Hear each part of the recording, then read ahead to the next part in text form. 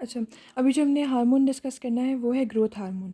अब growth hormone जो है इसको हम सोमैटोट्रोपिक और सोमैटोट्रोपिन हार्मोन भी कहते हैं।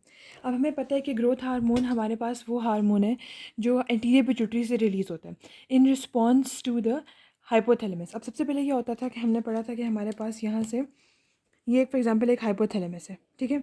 ये हाइपोथैलेमस है, यहाँ से हमारे पास सबसे पहले आता है एक स्टिमुलस। यहाँ पे मैंने देखा, यहाँ पे देखो, यहाँ पे स्टिमुलस है, सही है।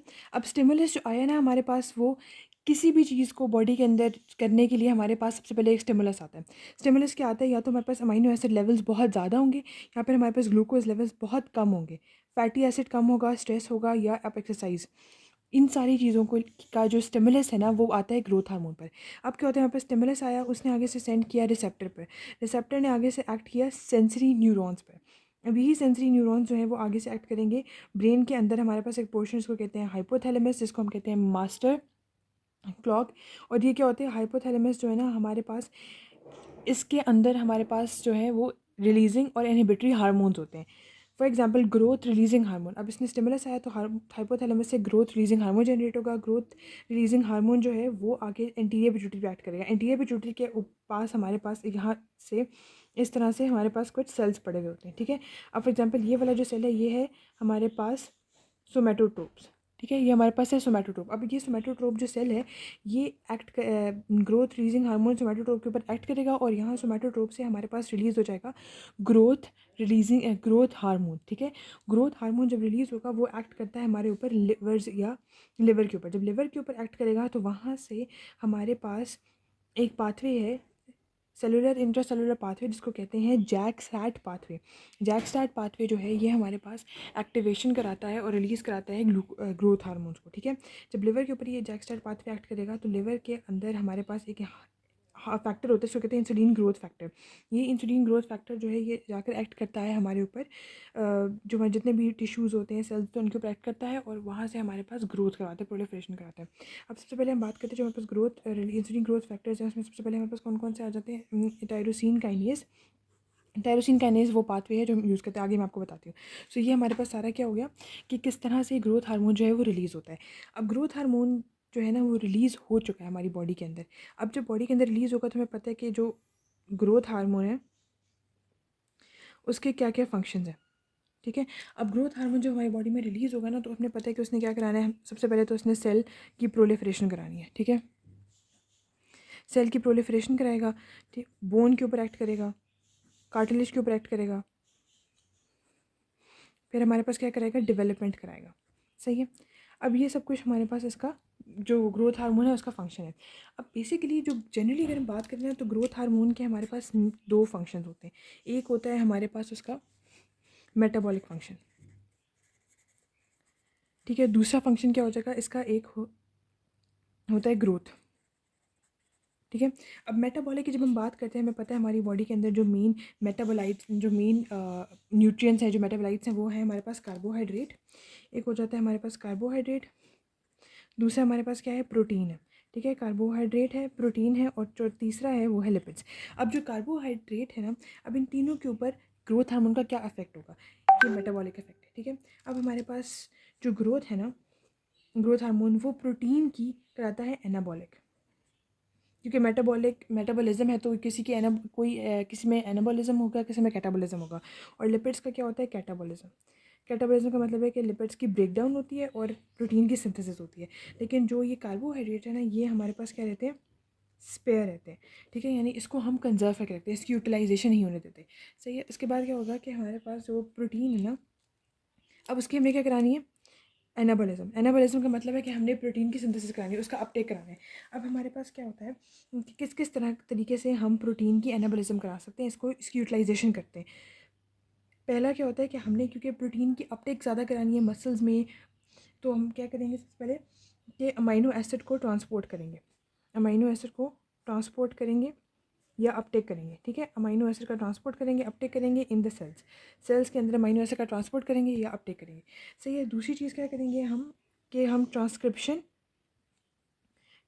करेंगे। किसकी करेंगे हम ट्रांसक्रिप्शन, डीएनए की, ताकि वो कन्वर्ट हो जाए आरएनए में। जब वो आरएनए में कन्वर्ट होगा तो फिर आरएनए से हमारे पास क्या हो जाएगी, ट्रांसलेशन। ये सब कुछ हमारे पास सेल के अंदर हो रहा है, ठीक है। ट्रांसलेशन हुई, ट्रांसलेशन से हमारे पास क्या बन जाएगा, प्रोटीन्स बन जाएंगे, प्रोटीन सिंथेसिस हो जाएगी, ठीक है। तो हमारे पास सबसे पहले क्या हुआ कि हमने जितने भी हमारे ब्लड के अंदर अमीनो एसिड थे, हमने उनका अपटेक कराया सेल के अंदर। सेल के अंदर जब उनकी अपटेक होगी तो वहाँ से उनकी ट्रांसक्रिप्शन होगी। जब वो सेल के अंदर चले जाएंगे तो उनकी ट्रांसक्रिप्शन होगी, डीएनए से वो आरएनए बनेंगे, आरएनए से फिर हमारे पास उनकी ट्रांसलेशन होगी, ट्रांसलेशन से फिर हमारे पास क्या होगा, with the help of ribosomes हमारे पास प्रोटीन सिंथेसिस हो जाएगी। और तीसरा एक बहुत इंपॉर्टेंट काम है कि हमने कैटाबोलिज्म नहीं होने देना, decrease the catabolism of proteins, ठीक है। प्रोटीन का कैटाबोलिज्म नहीं होने देना। इसके अलावा यहाँ पर ये मैंने लिखा हुआ सारा, इसमें क्या है कि हमारे पास decrease the catabolism of protein. अब दूसरी चीज़ हमने क्या करनी है कि मैंने आपको बताया था कि यहाँ पर हमने क्या करना है, कैटाबोलिज्म ऑफ फैट करना है। कैटाबोलिज्म के लिए कि हमने उसकी जो वो लिपिड्स है उसकी यूटिलाइजेशन करानी है। अब जब फैट की यूटिलाइजेशन होगी तो हमें एनर्जी तो कहीं से लेनी है, हमने जो यूटिलाइजेशन ऑफ कार्बोहाइड्रेट नहीं करना, कार्बोहाइड्रेट को कंजर्व रखना है, लेकिन हमें एनर्जी तो चाहिए। अब बॉडी में जब हमारे पास कार्बोहाइड्रेट से हम एनर्जीज नहीं लेते तो हम कहाँ से एनर्जी लेते हैं, लिपिड से एनर्जी लेंगे, ठीक है। लिपिड से इसलिए लेते हैं क्योंकि हमारी बॉडी के अंदर बहुत ज़्यादा स्टोर्ड फॉर्म में एडिपोज टिश्यू के अंदर लिपिड्स पड़े हुए होते हैं। और प्रोटीन से इसलिए नहीं लेते क्योंकि अगर हम प्रोटीन से लेना शुरू कर देंगे एनर्जी तो हमारा तो मसल मास ही खत्म हो जाएगा, क्योंकि मसल के अंदर जितना भी वो स्टोर्ड फॉर्म है वो प्रोटीन्स की है, स्केलेटल मसल्स के अंदर, ठीक है। तो हमने क्या करना है कि हम फैट से यूटिलाइजेशन ऑफ एनर्जी करेंगे। अब क्या करेंगे कि जब यूटिलाइजेशन ऑफ फैट का होगी तो उसमें बेसिकली क्या होता है कि हम ब्रेक डाउन ऑफ फैट करें। ब्रेक डाउन ऑफ फैट जो होती है वो उसको कहते हैं लिपोलाइसिस। तो उसमें लिपोलाइसिस होगी इन द प्रेजेंस ऑफ एक हार्मोन, एक एंजाइम है, उसको कहते हैं लाइपेज। तो अब लिपोलाइसिस कर कैसे होगी हमारे पास, सबसे पहले क्या होगा कि हमने जो है वो फ़ैट की क्या करानी, मोबिलाइजेशन। जब फ़ैट को हम क्या करेंगे, मोबिलाइज करेंगे, मोबिलाइजेशन ऑफ फैट होगी, सही है। तो यूटिलाइजेशन में क्या होगा, बेसिकली फैट की मोबिलाइजेशन होगी। अब मोबिलाइजेशन कैसे होगी कि हमारे पास जो release of free fatty acid करेंगे, हम क्या करेंगे, release of free fatty acid. जब release of free fatty acid होगा फ्रॉम द एडिपोज टिश्यू तो हमारे पास क्या हो जाएगा कि जो increase concentration of fatty acid हो जाएगी इन द ब्लड के अंदर। ब्लड के अंदर फैटी एसिड की कंसनट्रेशन जो है वो ज़्यादा हो जाएगी। जब ब्लड के अंदर फैटी एसिड की कंसनट्रेशन हमारे पास ज़्यादा हो जाएगी तो फिर क्या होगा कि जितने भी फैटी एसिड्स हैं ना वो कन्वर्ट होना शुरू हो जाएंगे एसीटाइल को ए के अंदर। जब एसीटाइल को ए के अंदर कन्वर्ट होंगे तो हमारे जो कन्वर्ट होंगे फॉर एनर्जी। अब हमें पता है कि हमारी बॉडी के अंदर एसीटाइल को ए जो है, एसीटाइल को ए को हमने पढ़ा था कि क्रैब साइकिल के थ्रू हम किस में कन्वर्ट कर, इससे हम एटीपी बना सकते हैं, एनर्जी बना सकते हैं, ठीक है। एटीपी बना सकते हैं और एनर्जी बना सकते हैं। अब एसीटाइल को ए जो बहुत ज़्यादा हो जाए बॉडी के अंदर तो ये आहिस्ता आहिस्ता क्या होता है कि हमारे पास कीटोन बॉडी में कन्वर्ट हो जाता है। कीटोन बॉडीज़ जब बनना शुरू हो जाएंगी तो उसका मतलब ये है कि हमारे बॉडी के अंदर कीटोजेनिक इफेक्ट प्रोड्यूस हो जाएगा। कीटोजेनिक इफेक्ट प्रोड्यूस होने का मतलब ये है कि हमारे लिवर के अंदर जो है वो लिवर के अंदर एसिडो एसिडिक की कंसनट्रेशन ज़्यादा हो जाएगी। जब एसिडो एसिडिक की कंसनट्रेशन ज़्यादा हो जाएगी तो हमारे पास वही कीटोजेनिक इफेक्ट प्रोड्यूस होना शुरू हो जाएगा। तो अब बेसिकली क्या है कि जब हमने फैटी एसिड की मोबिलाइजेशन कराई थी, यहाँ पर जब हमने फैटी एसिड की मोबिलाइजेशन कराई थी तो उससे क्या हुआ था कि हमारे पास बहुत ज़्यादा फैटी एसिड्स बने थे और साथ में हमारे पास बने थे ग्लिसरॉल, ठीक है। अभी जब ग्लिसरॉल बने थे ना, ये ग्लिसरॉल जाता है हमारे पास लिवर के अंदर। जब ये लिवर के अंदर जाएगा वहाँ जाकर ये हमारे पास क्या करेगा, ये करेगा ग्लूकोनियोजेनेसिस, ठीक है। ग्लूकोनियोजेनेसिस कराएगा। ग्लूकोनियोजेनेसिस से क्या होगा कि हमारे लिवर के अंदर बहुत ज़्यादा ग्लूकोज की सिंथेसिस होना शुरू हो जाएगी, सही है। अब एक और बात ये देखनी है हमने कि जब हमने फ़ैट की मोबिलाइजेशन कराई, ठीक है, और हमारे पास एसिटिक एसिड प्रोड्यूस हुआ और लिवर के अंदर जो है वो कीटोन बॉडीज़ बनना शुरू हुई। तो अब जब जितनी इतनी सारी फ़ैट मोबिलाइजेशन होगी, बहुत सारे फैटी एसिड्स और बहुत ज़्यादा फ्री फैटी एसिड जब लिवर के अंदर आएंगे तो लिवर के अपने अंदर फ़ैट जो है वो फैटी एसिड लिवर बनना शुरू हो जाएगा। फ़ैट काफ़ी ज़्यादा एक्यूमुलेट होना शुरू हो जाएगी लिवर के अपने अंदर, तो उसको कहते हैं कि हमारे पास मोबिलाइजेशन ऑफ फैट हो जाएगी। अब नेक्स्ट हम बात करते हैं ग्रोथ हार्मोन की कि कार्बोहाइड्रेट के ऊपर क्या इफेक्ट पड़ता है। अब कार्बोहाइड्रेट के ऊपर इफेक्ट ये होगा कि हम पहले पता है कि हमने डिक्रीज कार्बोहाइड्रेट कराना है, मतलब कार्बोहाइड्रेट को बनने ही नहीं देना, और अगर बन जाएगी तो उसकी हमने यूटिलाइजेशन नहीं करने देनी। इंक्रीज़ सेल के अंदर जैसे पहले अपटेक होता था वैसे अपटेक नहीं करना। तो मतलब कैसे करेंगे, हम डिक्रीज़ कर देंगे ग्लूकोज अपटेक, क्योंकि सेल जो है वो ग्लूकोज अपटेक करेंगे ही नहीं जैसे पहले करते थे, ठीक है। और उसके बाद जब ग्लूकोज अपटेक नहीं करेंगे तो हमारे पास क्या हो जाएगा कि सेल के अंदर ग्लूकोज नहीं होगी तो ग्लूकोज लेवल क्या हो जाएगा, ब्लड के अंदर बहुत ज़्यादा हो जाएगा। ग्लूकोज ब्लड में क्या हो जाएगा, बहुत ज़्यादा हो जाएगा। जब ब्लड में ज़्यादा हो जाएगा, साथ में हम क्या करेंगे, इंक्रीज ग्लूको प्रोडक्शन, और साथ साथ ही हमारे पास वो फैट मोबिलाइजेशन की वजह से हमारे पास ग्लिसरॉल बन रहा था, वो ग्लिसरॉल हमारे पास लिवर में जाएगा, लिवर में जाकर ग्लूकोनियोजेनेसिस करेगा, वहाँ से बहुत ज़्यादा लिवर बन रहा है। तो अल्टीमेटली क्या हो रहा है कि हमारे पास ब्लड ग्लूकोज लेवल जो है वो बहुत ज़्यादा हो रहा है। ठीक है, ब्लड ग्लूकोज लेवल बहुत ज़्यादा हो रहे हैं। जब ब्लड ग्लूकोज लेवल बहुत ज़्यादा हो जाएंगे तो वो क्या करेगा कि हमारे पास, अब हमें पता है जब ज़्यादा बॉडी के अंदर ग्लूकोज बनती है तो हम क्या कहते हैं कि बॉडी के से क्या रिलीज़ होना शुरू हो जाएगी, इंसुलिन। जब इंसुलिन रिलीज़ होना शुरू हो जाएगी तो फिर क्या होगा कि हमारे पास इंसुलिन की सिक्रीशन बढ़ना शुरू हो जाएगी। अब इंसुलिन की सिक्रीशन बढ़ेगी मगर वो इंसुलिन एक्ट नहीं करेगा सेल के ऊपर, उसकी वजह से इंसुलिन रेजिस्टेंस होना शुरू हो जाएगी। इंसुलिन रेजिस्टेंस हमने पहले भी पढ़ा था डायबिटीज़ में, कि जब हमारे पास इंसुलिन रेजिस्टेंस क्या थी, इंसुलिन रेजिस्टेंस थी हमारे पास जो टाइप 1 वाले डायबिटीज़ में, टाइप 2 डायबिटीज़ में हमारे पास क्या हो रही थी कि इंसुलिन रेजिस्टेंस हो रही थी, इंसुलिन रेजिस्टेंस हो रही थी। ठीक है, इंसुलिन रेजिस्टेंस का मतलब ये है कि बॉडी के अंदर इंसुलिन है मगर वो इंसुलिन ग्लूकोज के ऊपर एक्ट नहीं कर रही। इंसुलिन बन रही है मगर वो ग्लूकोज के ऊपर एक्ट नहीं करी। सही है, जब ग्लूकोज के ऊपर एक्ट नहीं करेगी तो फिर उसका कोई फ़ायदा नहीं है। ठीक है, तो फिर इसी तरह हमारे पास इंसुलिन आ रही है मगर इंसुलिन रेजिस्टेंस बन रही है क्योंकि इंसुलिन उसके ऊपर एक्ट ही नहीं कर सकी। उसके बाद क्या होगा कि जब हमारे पास इंसुलिन रेजिस्टेंस बहुत ज़्यादा हो जाएगी और हमारे पास ग्लूकोज इंसुलिन आ रही है मगर वो जा नहीं रही, और हमारे पास अल्टीमेटली क्या हो रहा है कि जो ब्लड ग्लूकोज लेवल है, जो ब्लड ग्लूकोज की जो कंसनट्रेशन है वो बहुत ज़्यादा होती जा रही है।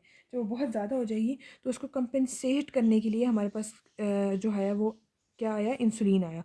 मगर उस इंसुलिन का कोई फ़ायदा नहीं होगा क्योंकि हमारे पास इंसुलिन रेजिस्टेंस डेवलप हो रही है, सेल अपटेक कर ही नहीं रहे। फिर हमारे पास अगर हम यही देखें तो हम ये कह सकते हैं कि अगर हमारे पास ग्रोथ हार्मोन बहुत ज़्यादा हो जाए तो वो एक तरह का हमारे पास डायबिटोजेनिक इफेक्ट प्रोड्यूस कर सकता है। क्या कर सकता है, डायबिटोजेनिक इफेक्ट प्रोड्यूस कर सकता है। ठीक है, डायबिटोजेनिक इफेक्ट में भी यही था कि हमारे पास इंसुलिन प्रोड्यूस हो रही थी मगर इंसुलिन रेजिस्टेंस डेवलप हो रही थी। ठीक है, तो इससे ये होगा कि हमारे पास डायबिटोजेनिक इफेक्ट प्रोड्यूस हो जाएगा। अब क्या होगा कि ग्रोथ हार्मोन के ज़्यादा होने से भी हमारे पास डायबिटोजेनिक इफेक्ट प्रोड्यूस हो रहा है। तो अब हम क्या कैसे पता करेंगे कि ये जिस किसी बंदे को सच में डायबिटिक है, डायबिटीज़ टाइप 2 है, या फिर उसको ग्लूकोज हार्मोन की वजह से डायबिटीज़ हुआ है। तो इसका ये डिफरेंस है कि अगर हमारे पास ग्रोथ हार्मोन की वजह से किसी को डायबिटीज़ होगा तो उसमें उस बंदे के अंदर लो विजरल फैट होगी। क्या होगी, लो विजरल फैट, क्योंकि फ़ैट तो है ही नहीं उसके अंदर, फैट तो ऑलरेडी यूटिलाइज हो रही है। लेकिन अगर कोई वाकई टाइप 2 डायबिटीज़ वाला पेशेंट है तो उसके अंदर हाई विजरल फैट होगी। ठीक है, क्योंकि रियल में जो डायबिटीज़ 2 है वो होती है हाई विजरल फैट की वजह से है। ठीक है, वो हाई विजरल फैट जो है उसके अंदर बहुत ज़्यादा होगी। ठीक है, हाई विजरल फैट होगा अगर टाइप 2 वाला डायबिटीज़ का पेशेंट होगा। जैसे अब हमें क्या करना है कि अब हमें जो बॉडी के अंदर जितनी भी एनर्जी हमें पता है वो हम कहाँ से लेते हैं, कार्बोहाइड्रेट से लेते हैं और इंसुलिन से लेते हैं। अब हमारे पास क्योंकि इंसुलिन कार्बोहाइड्रेट को कन्वर्ट करती है ग्लूकोज के अंदर, ग्लूकोज अपटेक हो जाती है।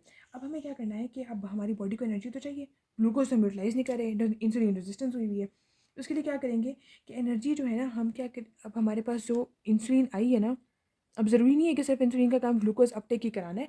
इंसुलिन जो है ये हमारे पास अमाइनो एसिड अपटेक भी कराती है। ठीक है, इंसुलिन हमारे पास क्या कराती है, अमाइनो एसिड अपटेक भी कराती है।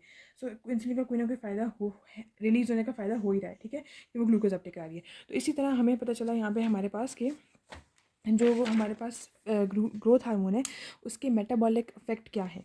3 मेटाबॉलिक इफेक्ट है। एनाबॉलिक इफेक्ट ये है कि इसने प्रोटीन सिंथेसिस करानी है। कैटाबॉलिक इफेक्ट ये है कि इसने कार्बोहाइड्रेट की मोबिलाइजेशन करानी है। और स्पेयर करना है सिर्फ और सिर्फ ग्लूकोज को, क्योंकि ग्लूकोज की यूटिलाइजेशन नहीं होने देनी। ठीक है, और फिर हमारे पास प्रोटीन सिंथेसिस के लिए, क्योंकि हमारे पास जो टारगेट टिश्यूज़ होते हैं ना ग्रोथ हार्मोन के, वो होते हैं स्केलेटल मसल्स, लिवर और एडिपोज टिश्यू। एडिपोज टिश्यू को रिएक्ट करेगा, लिपोलाइसिस करेगा, फैटी एसिड की मोबिलाइजेशन कराएगा तो हमारे पास क्या बन जाएंगे, फ्री फैटी एसिड्स इंक्रीज हो जाएंगे और हमारे पास क्या चीज़ बन जाएगी, कीटोएसिडोसिस की कंसंट्रेशन ज़्यादा हो जाएगी। कीटोएसिडोसिस ज़्यादा हो जाएगा लिवर के अंदर तो फिर हमारे पास कीटोन्स बॉडी बनना शुरू हो जाएंगे। कीटोन बॉडी की वजह से हमारे पास कीटोजेनिक इफेक्ट हो जाएगा, कीटोसिस हो जाएगा। अब यही फैट जब बहुत ज़्यादा बॉडी के अंदर रिलीज होना शुरू हो जाएगा, लिवर के अंदर आना शुरू हो जाएगा, तो लिवर के अंदर ही फैटी लिवर बन जाएगा हमारा। ठीक है, इसी तरह हमारे पास ग्रोथ हार्मोन में कार्बोहाइड्रेट की यूटिलाइजेशन बिल्कुल नहीं होने देनी, अपटेक ऑफ ग्लूकोज होगा ही नहीं। अपटेक ऑफ ग्लूकोज नहीं होगा, ब्लड के अंदर ग्लूकोज लेवल बहुत ज़्यादा हो जाएगा और हमारे पास साथ ही फैट मोबिलाइजेशन की वजह से हमारे पास ग्लिसरॉल बन रहा था, ग्लिसरॉल से हमारे पास क्या बनेगा, कोलेस्ट्रॉल से बनेगा हमारे पास ग्लूकोनियोजेनेसिस लिवर के अंदर। अब वो ग्लूकोनियोजेनेसिस बन रहा है, वहाँ पे हमारे पास कार्बोहाइड्रेट की अपटेक नहीं हो रही, तो ब्लड के अंदर ग्लूकोज लेवल बहुत ज़्यादा हो जाएगा। जब ग्लूकोज लेवल बहुत ज़्यादा हो जाएगा तो फिर हमारे पास इंसुलिन जो है वो निकलेगा। जब इंसुलिन निकलेगा हमारे पास पेनक्रियाज में से, तो वहाँ क्योंकि बहुत ज़्यादा इंसुलिन है, उसका कोई रिलीज होने का कोई फ़ायदा ही नहीं है। इंसुलिन रेजिस्टेंस डेवलप हो जाएगी, क्योंकि इनसे ग्लूकोज बनता जा रहा है, इंसुलिन बहुत कम है। अब उसकी रेजिस्टेंस की वजह से हमारे पास क्या हो जाएगा, एक डायबिटोजेनिक इफेक्ट प्रोड्यूस हो जाएगा, जो कि डायबिटीज़ टाइप 2 में हमने पढ़ा था, जिसमें इंसुलिन बनती तो है मगर सेल्स अपटेक नहीं करते ग्लूकोज को फिर भी। तो फिर हमारे पास क्या हो जाएगा कि डायबिटोजेनिक इफेक्ट प्रोड्यूस हो जाएगा। अगर ये हमने डिफ्रेंशिएट करना है कि बंदे के अंदर डायबिटिक कीटोजेनिस डायबिटिक जो है वो ग्रोथ हार्मोन की वजह से है या फिर बाकी टाइप 2 डायबिटीज़ है, तो हम ये देखेंगे अगर एक्रोमेगेली है तो उसमें अंदर लो विजरल फैट होगी। अगर डायबिटीज़ टाइप 2 है तो उसके अंदर क्या हो जाएगी, हाई विजरल फैट होगी, क्योंकि होती ही टाइप 2 जो है वो हाई विजरल फैट की वजह से है। उसके अलावा हम देखेंगे कि हमारी बॉडी के अंदर जो इंसुलिन रिलीज़ हो रही है वो इंसुलिन में जो है हमारे पास अमाइनो एसिड की अपटेक भी कराएगी, ठीक है, और ताकि हम बॉडी को एनर्जी तो मिले ना, और वो फैट की लिपोलाइसिस की वजह से बॉडी को एनर्जी मिल जाएगी। सही, ये हो गया हमारा मेटाबॉलिक इफेक्ट। अब नेक्स्ट हम करेंगे वो करेंगे